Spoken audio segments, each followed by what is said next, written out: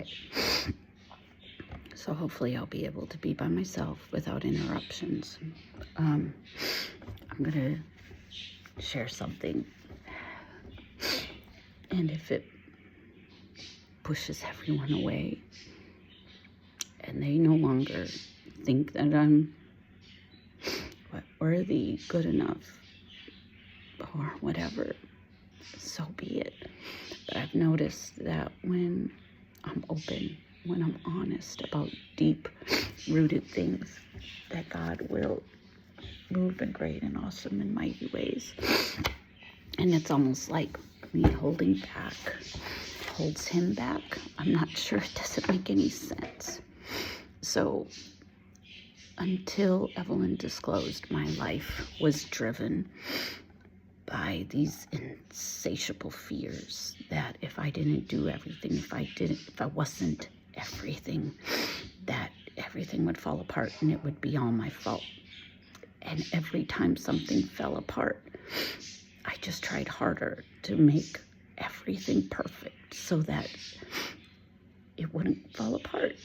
And I was so afraid that if I screwed up and I just let go, that God was finally going to tell me, you don't cut it, Maggie. You're not going to be, you never were good enough. And now I have proof. And so I just kept following all the rules.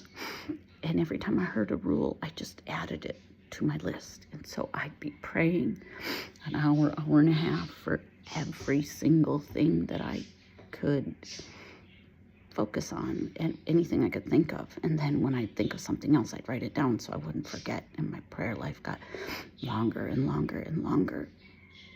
And the desperation to become better became stronger and stronger and stronger. And when she disclosed, and everything I had been striving for so long fell apart, I lost that steam inside myself and the drive based on fear, because now I was living out my absolute fears.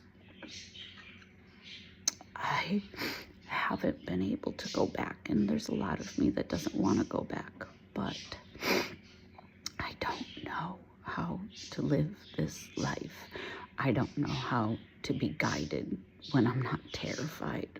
And so for the last 3.5 years, everything is different. Everything. And I can't find myself. I can't find my faith, my walk, my prayers like I used to. And I know that the way I was doing it was so unhealthy, but I don't know how to approach God if I'm not terrified that he's going to strike me down. And so this morning I was reading 1 Samuel 31, where King Saul is killed, and so are his sons. And I was getting ready to write it down, and all this just came pouring out of me. And I just thought, Maggie, you've got to get this off your chest. You have to just share it and see if that makes things better. And I have shared this a little bit with people that I've tried to get help from, but I haven't noticed that I've improved. So maybe I just need to share and then just let things fall where they're going to fall. So now that I don't have this strong fear driving everything, the only way I could describe it is a frenzied fear where you're absolutely terrified if you don't do everything, that everything's going to fall apart. And that, there's a way to lose favor with God, because I truly believed, sometimes I still do, that I was earning favor with God by a technicality. And that when I broke the rules, he'd finally be free to let me go. I try hard to fight that thought process. But now that I don't have that frenzied fear pushing me, I've become apathetic and half-hearted. I don't know know how to pray because I'm not praying for an hour, hour and a half every day, driven by this fear. I don't know how to proceed when I'm not driven from the inside like I was. The desperation I had when Evelyn was suicidal just to get God to make it through one day where she's still alive, and I'm begging him to keep her alive and not let her kill herself. Now makes all prayers that aren't that desperate so insufficient. And now I'm just, normal prayers seem so lost, so weak, and it doesn't make sense. I feel like I'm just a horrible Christian, to be honest.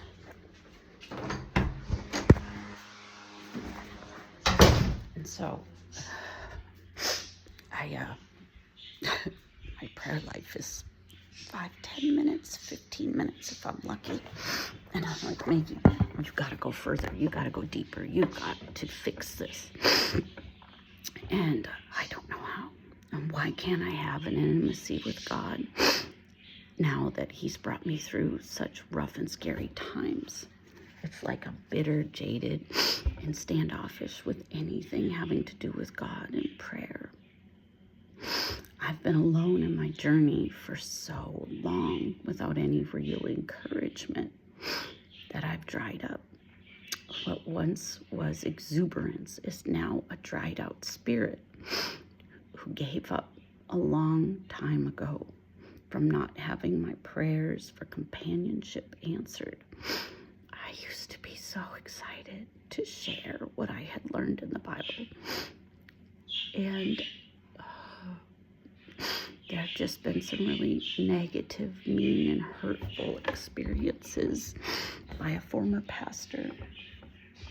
But I still had people that wanted to hear, that wanted to talk about it, that wanted to grow and be encouraged and inspired. And so I'd keep going. And then we moved to Tennessee, and it's called the Bible Belt. But I don't have one person to talk to where we can encourage one another. It was never about me sharing. It was about, your sword being gleaned and gleaning someone else's sword, I don't have that anymore. So it's been 4 years of no one, absolutely no one. And so you start to shut up parts of your heart when hope leaves. It feels impossible to continue to hope when you don't see any fruits for such a long time. There are tiny little buds and blossoms, don't get me wrong. But that's not enough to sustain me. That would be like surviving on 100 calories a day. And you just can't. And then I feel bad. Because why is that not enough for you, Maggie? And it hurts so deeply that there are not words to describe it. My plea for a while now is weak and pathetic. Like, Lord, please change their hearts and their minds. After all this time, I still hurt deeply in my bones for their apathy. What was once an eager expectation now is a sorrow mixed with fear that I will never get to enjoy a family who shares my love for Christ. It's so hard to listen to them complain, whine, mock, etc. Things that represent everything to me. I remember back to sweeter days when the girls weren't so jaded. So I just keep thinking, what did I do wrong? How could I have changed this? Is there any real hope left? I just don't get the resistance. What in their life is going really well for them? Without hope, what's the point of living? I remember life before Christ and that gaping hole. I tried everything to fill it, and nothing worked until Jesus. I feel objectively alone and disregarded. if they cared about me, truly cared, wouldn't they ask about what matters to me? I talk about and listen to all of their passions because I care about them. I know what gets them going, and I get it. It makes so much sense. So I pay attention, I listen, I follow along, I ask them questions if I can. Some of the things that they talk about, I really don't understand what they're talking about, but I certainly try because it's important to them. But they almost never simply asked, "Hey, Mom, Maggie, how are you? Are you good? Have you heard anything from God lately? How's your Bible study? What are you reading? What's God working on in your life?" Do you know what I would do with questions like that? It would mean everything to me. I hold on to those words that God gave me 2.5 years ago. I was just walking, getting ready for work one day, and he said, "I hear the sound of the abundance of rain." To me, what that shows is that one day this desert will be lush and fertile once again. He gave me the promise in Ezekiel about the dry bones coming back to life. I don't know how things could get better because they seem so very, very dry, and there's so very little encouragement. It's so hard to continue to push and fight.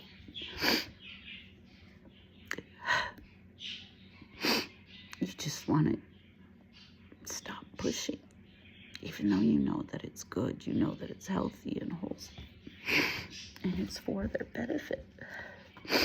But if they don't want it, oh, it just kills me. I've never been one to push faith on anyone, because if you don't want it, why push it on them? It's like shoving something down their throat that they're not interested in. They have to want it. But when it's your own family, I just feel so confused and lost. And I've held this back for so long because I feel like it makes me a bad person, like a bad Christian, that I'm not more encouraged with the things I've seen. But day to day, it's hard to hold on when you're not given very much at all, maybe for weeks and months, and all you see is them further moving into a world where all the things that matter to you don't matter to them. How do you keep going? How do you keep pressing on? So I'm being open, I'm being honest, I'm being real. I don't know if anyone cares, but I'm going to post it, and just maybe then something will break through for me.